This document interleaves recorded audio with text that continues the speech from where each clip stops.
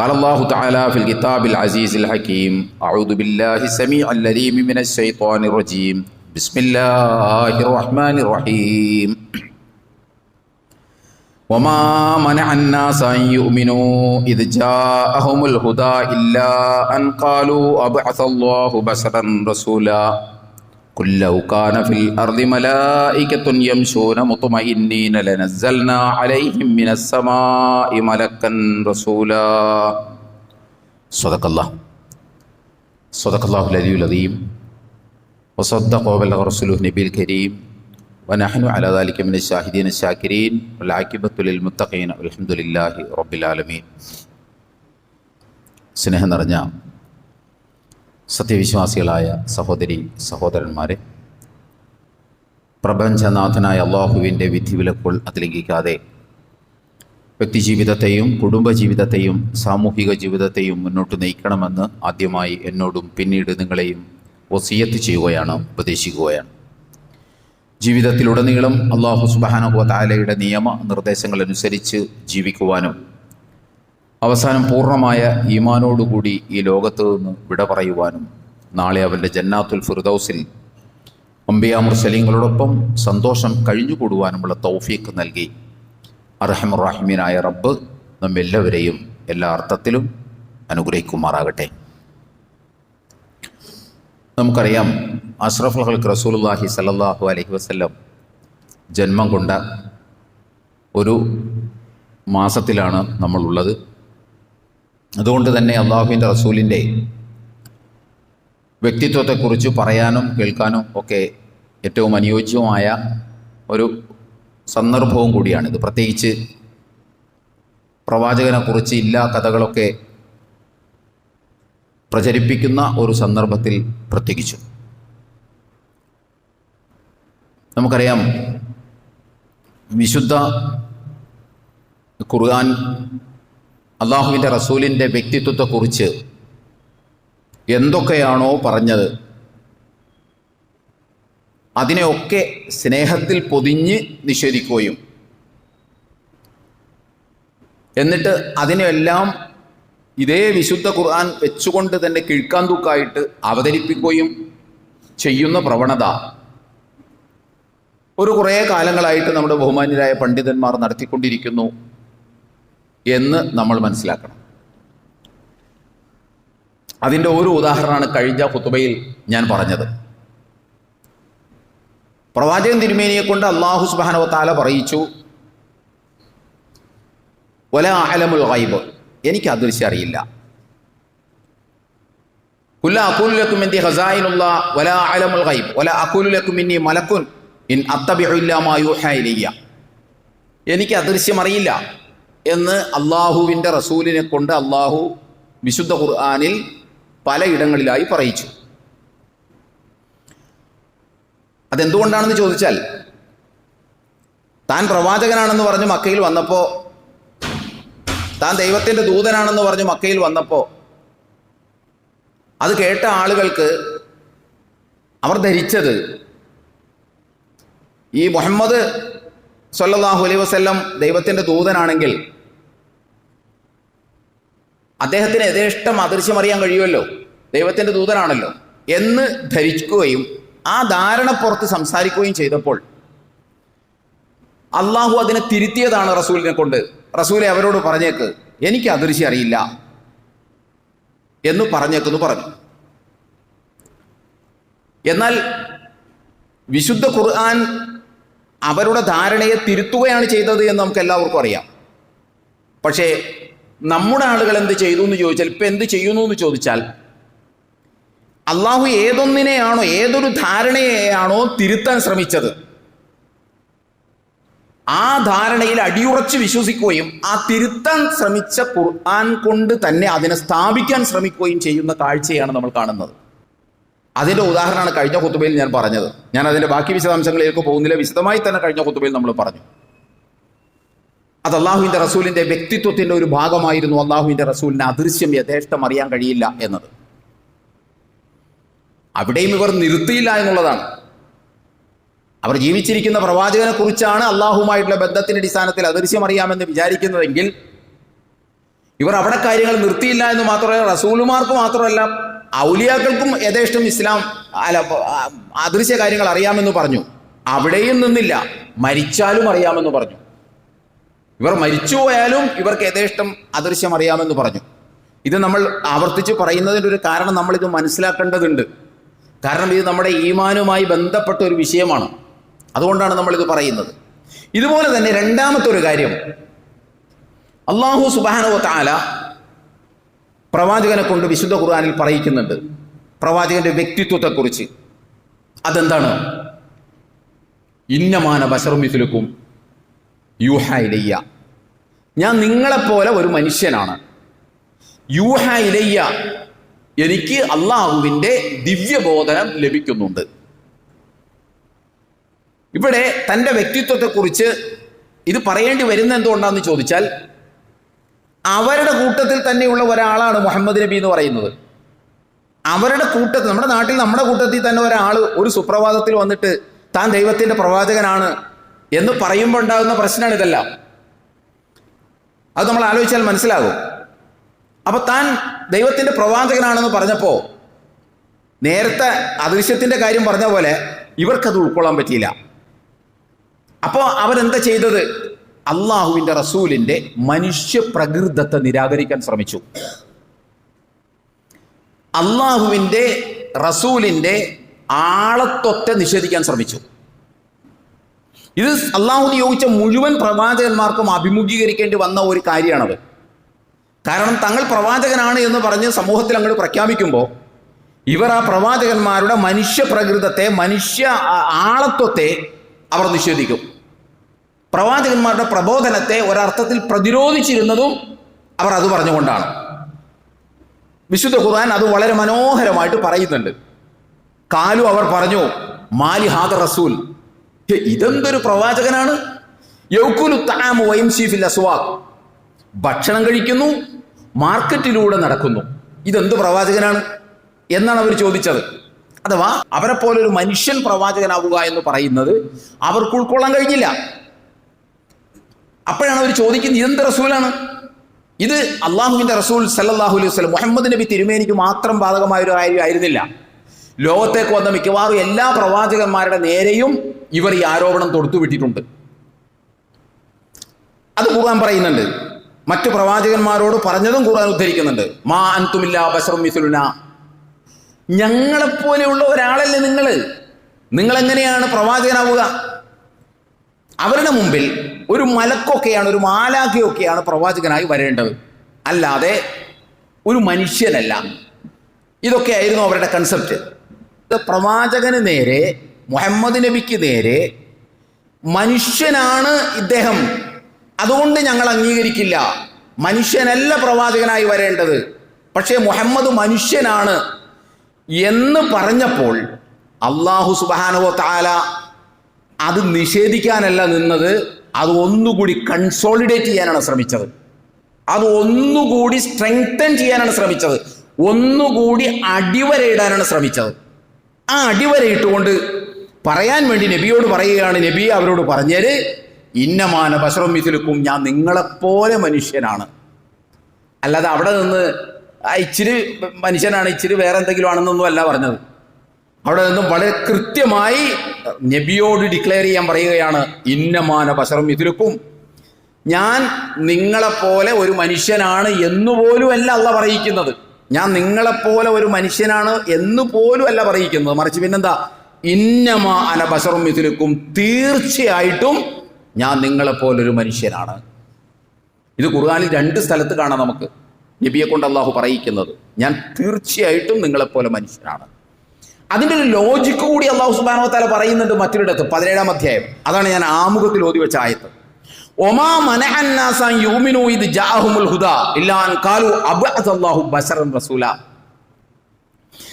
ജനങ്ങളിലേക്ക് പ്രവാചകന്മാർ ചെന്നപ്പോ, എന്തുമായി ചെന്നപ്പോ? സന്മാർഗവുമായി ചെന്നപ്പോ അവരിൽ നിന്ന് പിന്തിരിയാൻ അവർ പറഞ്ഞിരുന്ന ന്യായം, അവർ പ്രചോദിപ്പിച്ചത്, ഒരു മനുഷ്യനെയാണോ അള്ളാഹു പ്രവാചകനായി നിയോഗിച്ചിട്ടുള്ളത് എന്നാണ് അവർ, എന്ന ന്യായം ഉന്നയിച്ചാണ് ഈ സന്മാർഗത്തിൽ നിന്ന് അല്ലെങ്കിൽ പ്രവാചകന്മാരിൽ നിന്ന് അവർ പിന്തിരിഞ്ഞു കളഞ്ഞത്?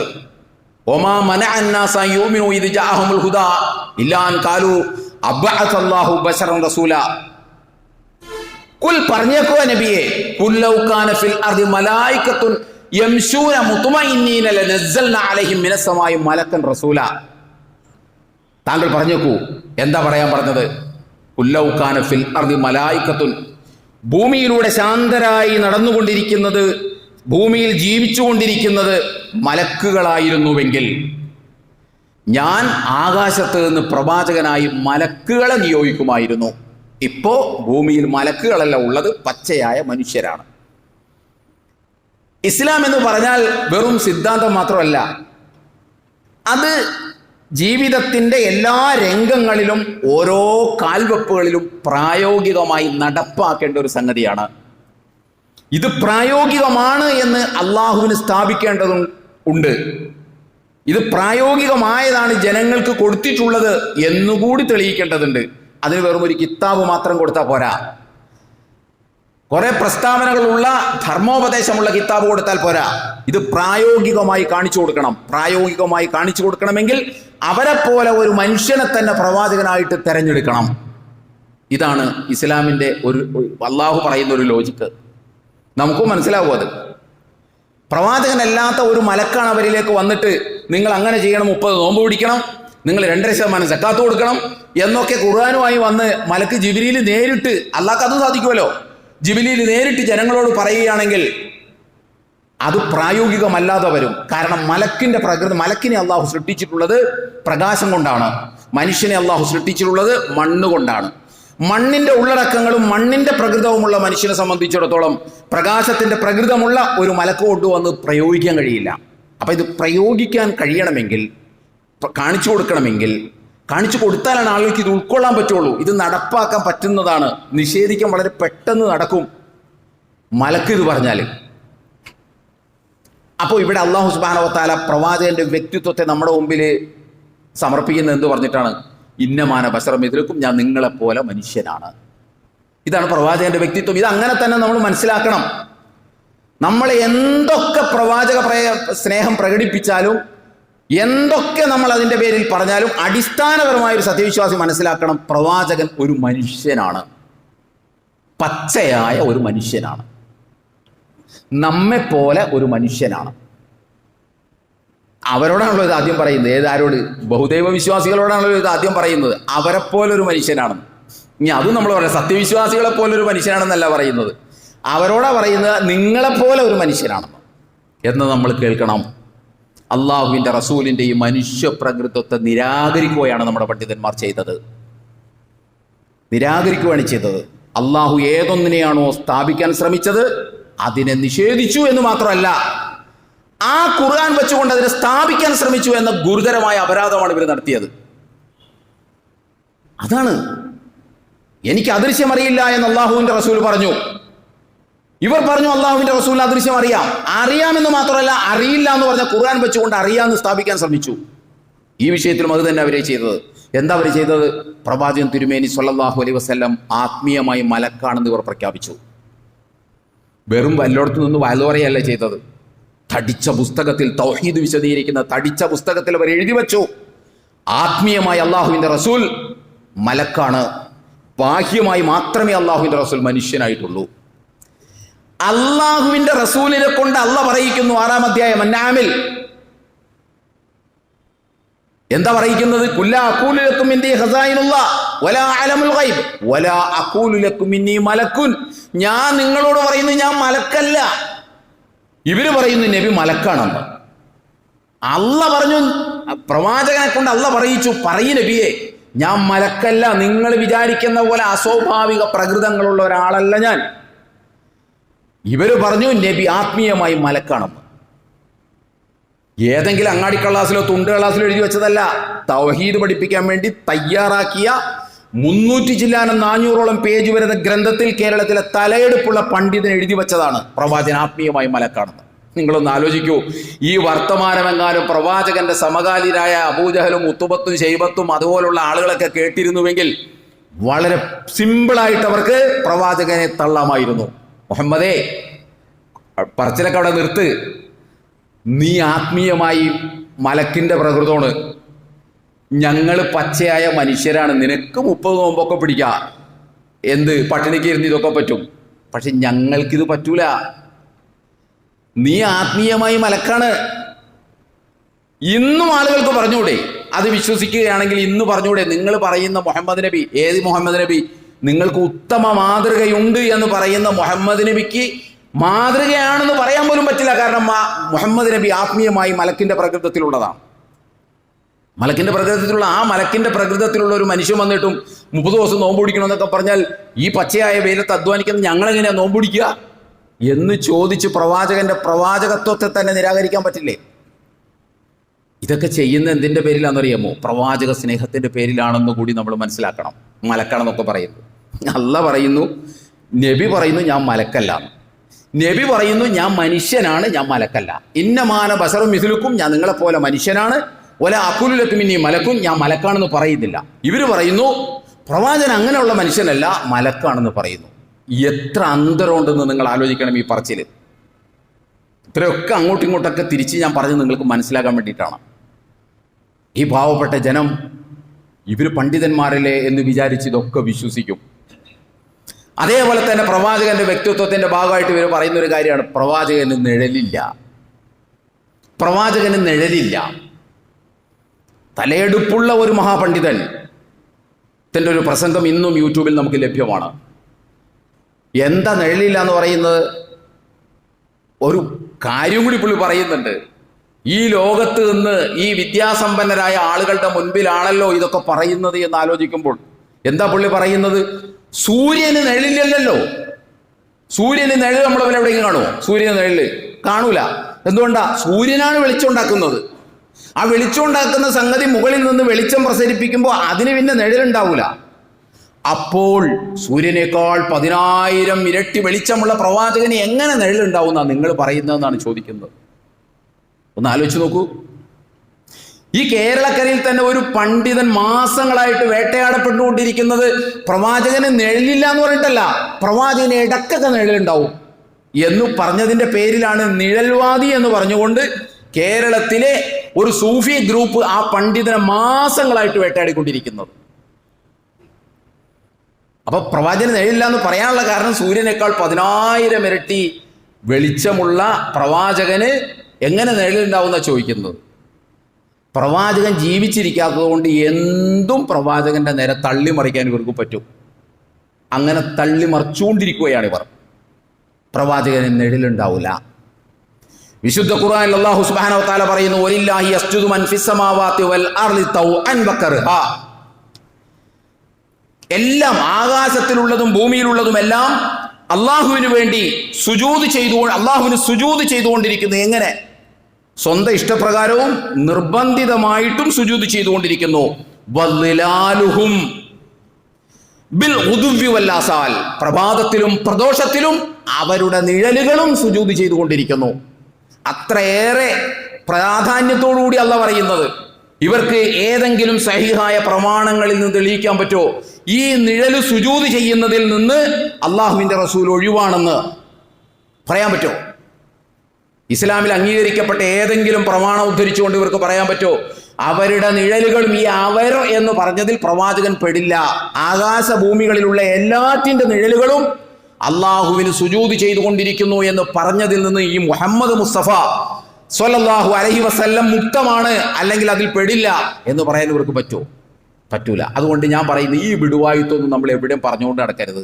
പ്രവാചകന് നിഴലില്ല. പ്രവാചകൻ നടന്നപ്പോഴൊക്കെ നിഴലുണ്ടായിരുന്നു. ഈ ഭൂമിയിലൂടെ ഏതു മനുഷ്യൻ നടന്നാലും നിഴലുണ്ടാവും. അത് സാക്ഷാൽ മുഹമ്മദ് നബി നടന്നാൽ നിഴലില്ല എന്നുള്ളതൊന്നും അല്ല അള്ളാഹുവിന്റെ റസൂലിന്റെ മദ്ഹ് എന്ന് പറയുന്നത്. അതൊക്കെ അള്ളാഹിന്റെ റസൂലിനെ കൊച്ചാക്കല. ഇന്ന് ഈ ലോകത്ത് നിന്ന് റസൂലിന് നിഴലില്ല എന്ന് പറഞ്ഞാൽ മറ്റുള്ളവർ മാറി ഇന്ന് ചിരിക്കും. ഭൂമിയുടെ മുകളിൽ ഒരു മനുഷ്യൻ ജീവിച്ചിട്ട് അയാൾക്ക് നിഴലില്ല. നിങ്ങൾ ഒറ്റ കാര്യം ഒന്ന് ആലോചിച്ച് നോക്കൂ. മക്കയിലൂടെ റസൂലുള്ളാഹി സ്വല്ലല്ലാഹു അലൈഹി വസല്ലം അങ്ങോട്ട് നടന്നു പോകുന്നു, നിഴലില്ല. അപ്പം തന്നെ ചൂണ്ടിക്കാണിച്ച പോലെ ഇതേ പ്രവാചകനാണെന്നുള്ളതിന് ഏറ്റവും വലിയ തെളിവല്ലേ? കൂടെ നടക്കണം ഞങ്ങൾക്കെല്ലാം നിഴല്, ഈ മനുഷ്യന് മാത്രം നിഴലില്ല. എത്ര എളുപ്പത്തിൽ പ്രവാചകന്റെ പ്രവാചകത്വം സ്ഥാപിക്കാൻ പറ്റും. കാരണം ഇന്ന് ആളുകൾക്ക് ആവശ്യം തത്വങ്ങളല്ലല്ലോ, ഈ വക അത്ഭുത കാര്യങ്ങളാണല്ലോ. എന്നും അങ്ങനെയാണ്, അത്ഭുതത്തിന്റെ പുറകിലാണ്. അതുകൊണ്ടാണ് ഞാൻ പറഞ്ഞത്, ഒരൊക്കത്ത് നമസ്കരിച്ചില്ലെങ്കിൽ ഒരു മനുഷ്യൻ ഇവിടുന്ന് അങ്ങോട്ട് പോവേണ്ടി നമ്മൾ അയാളെ പിടിച്ച് ഒലിയാക്കും. നമ്മൾ വേണ്ടി വന്ന ആരും ഒന്നും പറഞ്ഞില്ലെങ്കിൽ അയാളെ പിടിച്ച് അള്ളായാക്കും. നമുക്ക് അതാണ് ആവശ്യം. അല്ലാതെ നിസ്കാരമോ നോക്കുമ്പോൾ തക്കുവയോ സൂക്ഷ്മതയോ ഒന്നും അല്ല നമുക്ക് ആവശ്യം. എന്ന് പറഞ്ഞ പോലെ പ്രവാചകൻ ഇങ്ങനെ നടന്നു പോകുമ്പോൾ നിഴലില്ല, കൂടെ ഉള്ളവർക്കൊക്കെ നിഴല്. ഇന്നൊരാളെ കുറിച്ച് അയാൾ എത്ര മഹാനാണ് ഈ നിഴലിനെന്ന് പറയൂല. അല്ലെങ്കിൽ തന്നെ നിങ്ങളൊന്ന് ആലോചിച്ച് നോക്കൂ, ജീവിച്ചിരിക്കുന്ന ആരെങ്കിലും കുറിച്ച് ഇവർ ഈ മഹത്വം പറയുന്നത് കേട്ടിട്ടുണ്ടാ? കാരണം എന്താ? അപ്പം നിഷേധിക്കാൻ ആളുണ്ടാവും, പോയി നോക്കാൻ ആളുണ്ടാവും. എല്ലാം മരിച്ചു കഴിയുമ്പോഴേ പറയുള്ളൂ. എല്ലാ അത്ഭുതങ്ങളും വഫാത്തായി കഴിയുമ്പോൾ മരിച്ചു കഴിയുമ്പോഴേ പറയുള്ളൂ. കാരണം ഒരാൾക്കും ചെന്ന് ഇവരെ പരിശോധിക്കാൻ പറ്റില്ല, അദ്ദേഹം പറയൂലേ അങ്ങനെയൊന്നും ഉണ്ടായില്ല, ഇവരെന്തൊക്കെ ഇടയ്ക്ക് വിളിച്ച് പറഞ്ഞതാണെന്ന് പറയാൻ അദ്ദേഹം ഉണ്ടാവില്ല. ഒത്തിരി ഉദാഹരണങ്ങൾ എനിക്ക് നിരത്താൻ കഴിയും. അതിൻ്റെ ഉദാഹരണങ്ങൾ ജീവിച്ചിരുന്നപ്പോൾ പറയാതിരുന്ന ഒരുപാട് കാര്യങ്ങൾ മരിച്ചു കഴിഞ്ഞപ്പോൾ പുസ്തകമായിട്ട് ഇറക്കി പറഞ്ഞതിൻ്റെ ഒരുപാട് ജീവിച്ചിരിക്കുന്ന ഉദാഹരണങ്ങൾ ഇന്ന് കേരളത്തിലുണ്ട്. അപ്പം നിഴലുണ്ടാവും പ്രവാചകന്. അതൊന്നുമല്ല നമ്മുടെ മുത്തുനബിയുടെ മഹത്വം എന്ന് പറയുന്നത്. അത് അള്ളാഹ് തന്നെ പറഞ്ഞതാണ്. അഥവാ ഈ പ്രപഞ്ചത്തെ നിയന്ത്രിച്ചു കൊണ്ടിരിക്കുന്ന സാക്ഷാൽ പടച്ച തമ്പുരാനുമായി ഒരു ഹോട്ട്ലൈൻ ബന്ധം ആ പ്രവാചകനുണ്ടായിരുന്നു. അള്ളാഹുവിൻ്റെ റസൂലിനോട് അള്ളാഹു സുബ്ഹാനഹു വ തആല സംസാരിച്ചിരുന്നു. അതാണ് ആ മനുഷ്യൻ്റെ, ആ മഹാനുഭാവൻ്റെ ഏറ്റവും വലിയ മദ്ഹ്, ഏറ്റവും വലിയ പ്രത്യേകത. അല്ലാതെ ഈ പറഞ്ഞ നിഴലുണ്ടാവില്ല എന്നുള്ളതൊന്നുമല്ല. പിന്നെ ഇവരെന്താ പറഞ്ഞുകൊണ്ട് നടക്കുന്നത്? പ്രവാചകനെ സംബന്ധിച്ചിടത്തോളം പ്രവാചകന്റെ മുടി വളരുന്നു. അത് മറ്റൊരു മദ്ഹാണ്. നമ്മളിപ്പോൾ നമുക്കറിയാലോ, ഒരു മുടിയുമായിട്ട് കച്ചവടം തകൃതിയായിട്ട് നടത്താൻ ശ്രമിച്ചതും നടക്കുന്നതും നമുക്കറിയാലോ. മുടി വളരുന്നു എന്നാണ്. ഒരു മുടിയും വളരൂല. ഇതൊന്നും നമ്മളതൊക്കെ ശരിയാണ് എന്ന് വിചാരിച്ച് നടക്കേണ്ടതില്ല. ഇത് കത്തൂല എന്നാണ് പറഞ്ഞത്. എന്നാൽ പിന്നെ ഒന്ന് കത്തിച്ചു നോക്കിക്കൂടെ? ഞാനൊരു ഖുതുബയിൽ നേരത്തെ ഞാൻ പറഞ്ഞിരുന്നല്ലോ, ഇത് വിവാദമായി നിന്ന സമയത്ത്, ഈ മുടി ഒന്ന് കത്തിച്ചു നോക്കിക്കൂടെ? കത്തൂലല്ലോ. ഇവർക്ക് ഉറപ്പുണ്ടല്ലോ ഇത് അള്ളാഹിന്റെ റസൂലിൻ്റെതാണെന്ന്. അത് കത്തിയില്ല എങ്കിൽ അത് തന്നെയല്ലേ ഇന്നത്തെ ലോകാത്ഭുതം. ഞങ്ങളുടെ കയ്യിലൊരു മുടിയിരിപ്പുണ്ട്, ആ മുടി ഞങ്ങളുടെ റസൂലിൻ്റെതാണ്, അത് കത്തൂല. അപ്പൊ തന്നെ ആയില്ലേ? അത്ഭുതമായല്ലോ. അപ്പൊ അത് കത്തിക്കാൻ പറ്റൂല. അപ്പൊ എന്താ പറയുന്ന? അതിനൊരു ന്യായം എന്താ? നബിയുടെ മുടി കത്തിക്കാൻ ആവശ്യപ്പെടുന്നത് തന്നെ അപരാധമാണ്. അന്ന് പിന്നെ ഇനി പറയാൻ പോലും പറ്റൂല. നബിയുടെ മുടി കത്തിക്കണമെന്ന് പറയുന്നത് തന്നെ അതപകേടാണ്. അത് കത്തിക്കാനൊന്നും പറയാൻ തന്നെ പാടില്ല. അത് ഇവരെന്താ പറയണത്? നിങ്ങൾ ഇവരോട് ചെന്നിട്ടൊന്ന് ചോദിച്ചു നോക്കിയേ. എൻ്റെ വീട്ടിൽ കുറച്ച് മുസാഹിബ് ഇരിപ്പുണ്ട്. മുസാഹിബ് എന്തെന്നാ? മുസാഹിബിനകത്ത് എന്താ ഉള്ളത്? സാക്ഷാൽ അള്ളാന്റെ വർത്താനമാണുള്ളത്. അള്ളാന്റെ കലാമാണ് മുസാഹിഫ്. എൻ്റെ കയ്യിൽ കുറെ കീറി പറഞ്ഞ മുസാഹിഫ് ഉണ്ട്, മൗലവി അല്ലെ ഉസ്താദെ, ഇതെന്ത് ഞാൻ ചെയ്യണം എന്ന് ചോദിച്ചാൽ അവർ 1-2 ഓപ്ഷൻ പറയും. അതിൽ ഓരോ ഓപ്ഷൻ അത് കത്തിച്ച് അതിൻ്റെ കരി എവിടെയെങ്കിലും കുഴിച്ചിടുക, അല്ലെങ്കിൽ ഒഴുകുന്ന വെള്ളത്തിൽ ഒഴുക്കുക എന്നതാണ്. അള്ളാന്റെ കലാമ് വരെ കത്തിക്കുക. അത് കത്തൂല എന്ന് ആരും കൂടെ പറയണില്ല. പക്ഷെ നബിയുടെ മുടി കത്തൂല.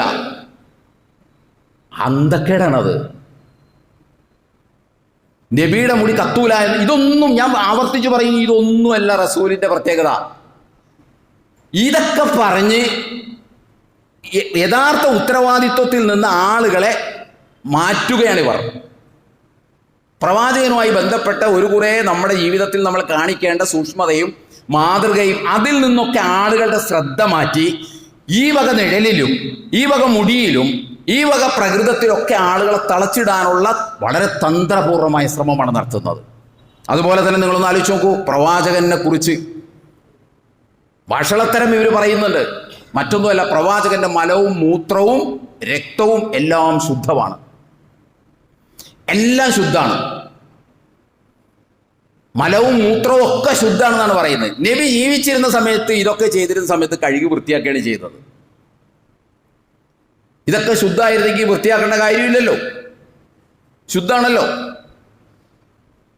നബി ഇമാം ബുഖാരി അദ്ദേഹത്തിന്റെ സ്വഹീഹ് എടുത്ത് നിങ്ങൾ നോക്കിയാൽ നിങ്ങൾക്ക് കാണാൻ സാധിക്കും, അള്ളാഹുവിന്റെ റസൂൽ കൊമ്പ് വെച്ചിരുന്നു എന്ന്. ഈ കൊമ്പ് വെക്കാന്ന് പറഞ്ഞാൽ എന്താണെന്ന് അറിയാമോ? ആ കാലം ഇന്നും ഇതൊക്കെ നമ്മൾ ചെയ്യുന്നുണ്ടല്ലോ. ഇന്നിപ്പോൾ ചില ആളുകളൊക്കെ അത് ചെയ്യുന്നുണ്ട്, അതിൻ്റെ വേറെ മോഡേൺ വെർഷൻ ചെയ്യുന്നുണ്ടല്ലോ. കൊമ്പ് വയ്ക്കുക എന്ന് പറഞ്ഞാൽ ശരീരത്തിലുള്ള അശുദ്ധ രക്തം പുറത്തോട്ട് കളയുന്ന ഒരു പരിപാടിയാണത്. അത് റസൂൽ അന്ന് ചെയ്തിരുന്നു എന്ന് ഇമാം ബുഖാരി അദ്ദേഹത്തിന്റെ സ്വഹീഹിലും ഇമാം മുസ്ലിം അദ്ദേഹത്തിന്റെ സ്വഹീഹിലും പറയുന്നുണ്ട്. ശുദ്ധായിരുന്നെങ്കിൽ പിന്നെ ആ രക്തം കളയേണ്ട കാര്യമില്ലല്ലോ. നബിയുടെ രക്തമൊക്കെ ശുദ്ധമായിരുന്നെങ്കിൽ പിന്നെ രക്തം എന്തിനാണ് കൊമ്പ് ഒപ്പിച്ച് നബി കളയുന്നത്? അത് സ്വഹീഹായ ഹദീസിലുള്ളതാണ്. ഇവര് പറഞ്ഞത് എവിടെയൊക്കെയോ കെട്ടുകഥയാണ്, എവിടെയൊക്കെയോ അറബിയിൽ എന്താണ്ട് എഴുതി വെച്ചു എന്നും പറഞ്ഞിട്ടാണ് ഇതൊക്കെ പറയുന്നത്. ഇത് സാക്ഷാൽ ലോക മുസ്ലിം സമൂഹം അംഗീകരിക്കുന്ന സ്വഹീഹുൽ ബുഖാരിയിലും മുസ്ലിമിലും ഉള്ളതാണ്. അള്ളാഹുവിന്റെ റസൂൽ കൊമ്പ് ഒപ്പിച്ചിരുന്നു. കൊമ്പ് ഒപ്പിക്കുക എന്ന് പറഞ്ഞാൽ അശുദ്ധ രക്തം പുറത്തോട്ട് കളയുന്ന ഒരു മെത്തേഡാണ്. ഇന്ന് ഒരു കപ്പൊക്കെ വെച്ചിട്ട് ചെയ്യുന്ന, ഇന്നും അത് ചെയ്യുന്നുണ്ട്, പുറത്തും തലയിലും ഒക്കെ ഇന്ന് ചെയ്യുന്നത് നമുക്ക് കാണാൻ സാധിക്കും. അള്ളാഹുവിന്റെ റസൂലിനെ മലവും മൂത്രവും ഒക്കെ ശുദ്ധമായിരുന്നു എന്നൊക്കെ വിളിച്ചു പറയാന്ന് പറഞ്ഞാൽ റസൂലിനെ നിന്ദിക്കലാണത്. റസൂലിന്റെ മനുഷ്യ പ്രകൃതത്തെ നിരാകരിക്കലാണത്. റസൂലിന്റെ ആളത്വത്തെ നിരാകരിക്കലാണ്. നമ്മളത് മനസ്സിലാക്കണം. എന്ന് മാത്രമല്ല, ഇവർ ഈ പറയുന്ന അന്തക്കേടുകളൊക്കെ, ഈ മലവും മൂത്രവും ശുദ്ധമാണ് എന്നൊക്കെ പറയുന്നത് അള്ളാഹിന്റെ റസൂൽ മദീന മുനവ്വറയിൽ നിന്ന് കേട്ടിരുന്നുവെങ്കിൽ ആ കബറ് പൊളിച്ചു വന്ന് ചൂരലടിച്ചനെ ഇവരെ. അറിയോ നിങ്ങൾക്ക്? നിങ്ങൾ എന്തുട്ട് വർത്തമാനങ്ങളൊക്കെയാണ് എൻ്റെ പേരിൽ പറഞ്ഞു ഉണ്ടാക്കി തീർക്കുന്നതെന്ന് അള്ളാഹുവിന്റെ റസൂൽ ചോദിച്ചേനെ.